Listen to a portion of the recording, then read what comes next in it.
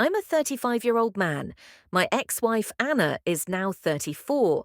We were college sweethearts who survived the challenges of school and life together. We got married in our early 20s. I was 25 and she was 23. Things were great at first, but as time went on, the situation became rocky. I was in medical school and she was an accounting major.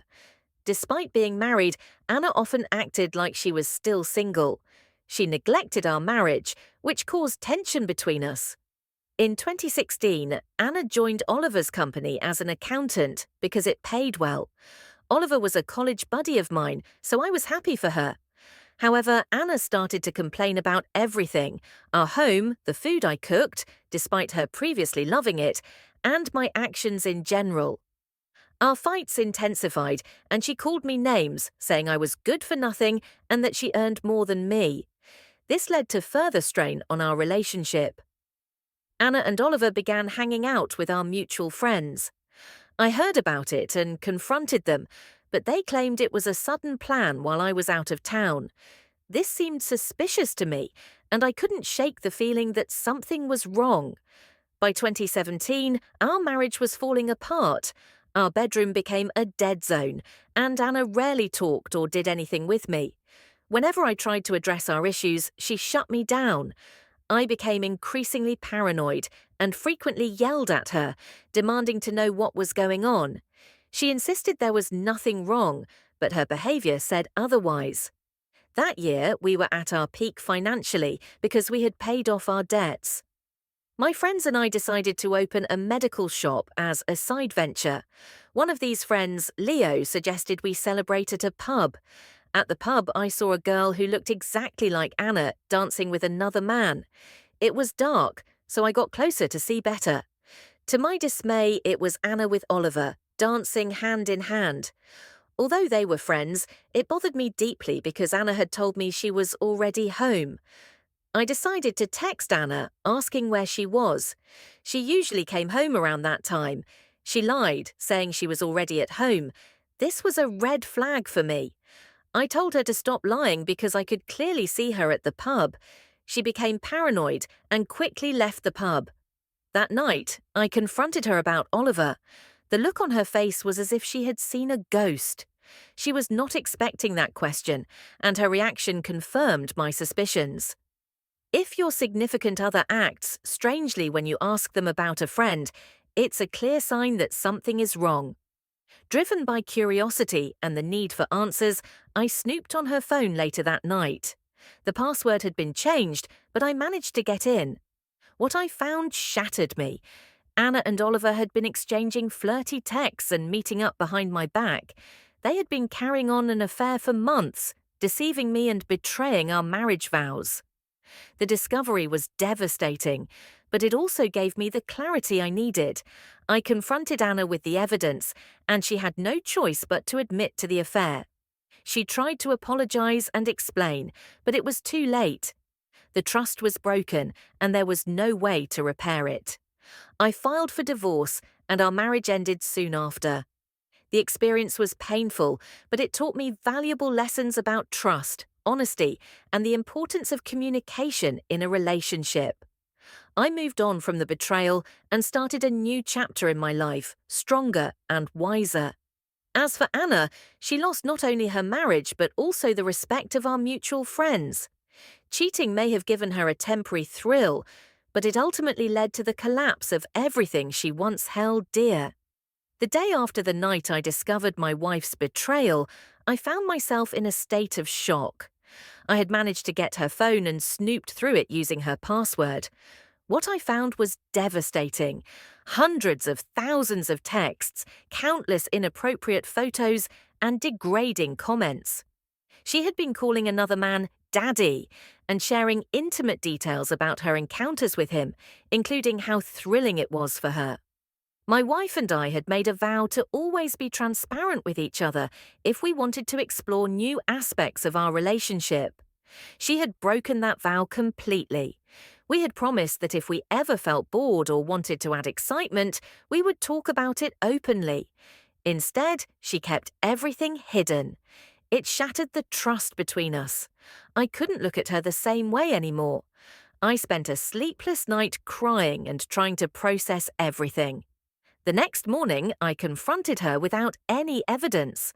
My accusation was based on the overwhelming emotions I was feeling, and it turned out to be a mistake. She responded by yelling at me, storming out of the house and accusing me of being abusive and insane. She told our friends the same, and soon they were all convinced I was the problem. They even created a group chat to gang up on me and troll me online. That afternoon, my wife came home and informed me that she was in love with a man named Oliver and wanted a divorce. I tried to have a calm conversation, but it quickly turned into her berating me. In my frustration, I yelled back, which only led her to call the police. They told me to leave the house for the night. I went to stay with my sister. When I returned the next morning, I saw Oliver's car parked in front of our house. It was clear that he had spent the night there. It felt like a deliberate act of humiliation. I went to see a lawyer, realizing that we didn't have a prenup. She had already filed a complaint claiming I was abusive, which made my legal situation worse. Our country's laws did not consider infidelity as a valid reason for fault in divorce, so she was entitled to half of everything I owned. To make matters worse, she never attempted to apologize or make amends. She continued with her complaint against me, and our situation was deteriorating quickly.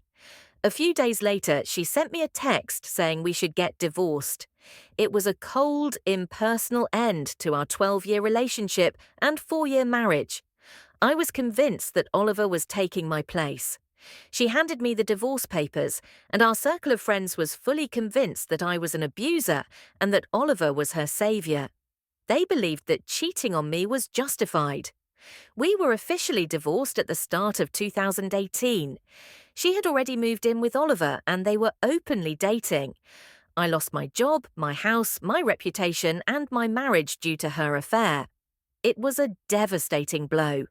I had to relocate to a new city to start over. Thankfully, the dean of my previous job helped me secure a decent-paying position.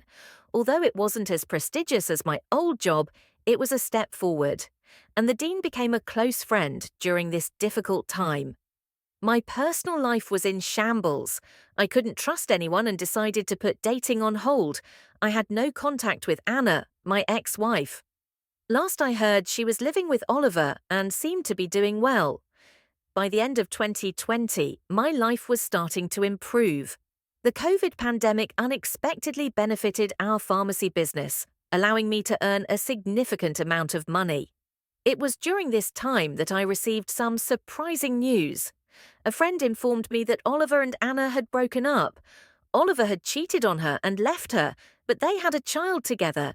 Since Oliver hadn't been involved from birth and hadn't signed the birth certificate, Anna was raising the child alone. She tried dating again but struggled to move on from both me and Oliver. Part of me felt a sense of satisfaction, knowing that Anna was facing difficulties. However, I also found myself missing her. I decided to reach out and sent her an email. To my surprise, she responded, and we began exchanging emails and reconnecting. We arranged to meet in 2021. When we finally met, she looked drastically different from how I remembered her. She had gained weight, lost her former charm, and appeared exhausted. Seeing her in that state triggered me and made me feel a mixture of anger and sadness. It was a painful reminder of everything that had happened and how much had changed since then. After my wife, Anna, hurt me deeply, I was consumed by the desire for payback. Our relationship fell apart when she started seeing someone else, Oliver, who poisoned her mind against me. Her betrayal wasn't just emotional, it affected every aspect of my life, costing me my home, job, reputation, and friendships. I was devastated and desperate for closure. Anna's betrayal had a significant impact on my life.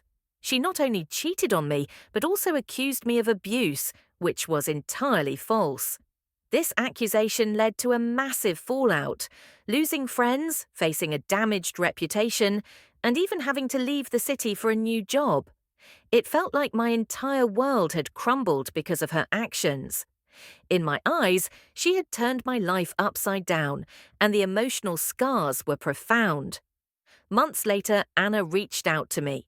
She was remorseful and admitted that Oliver had influenced her decisions and poisoned her mind against me. She wanted to make amends and hoped to reconcile. I felt a small sense of relief knowing that my name had been cleared and she was taking responsibility for her actions. But that wasn't enough for me.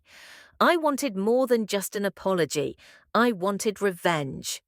Anna eventually proposed that we get back together and that I raise Oliver's child. I agreed to this on the condition that we would date and marry first before I legally adopted the child. The child was adorable, and I did develop a fondness for him. But there was another crucial detail. I was already in a relationship with someone else, Ava. We were in a long-distance relationship, and I kept telling Ava that my work required frequent travel, which was why we couldn't live together. Anna and I began a complicated, emotionally charged relationship. I used protection when we were intimate, but I continued to lead her on, giving her false hope. She believed that our renewed relationship might lead to a future together. I was intentional about pushing her to seek therapy, hoping it would help her become more stable and give me an advantage in my quest for revenge.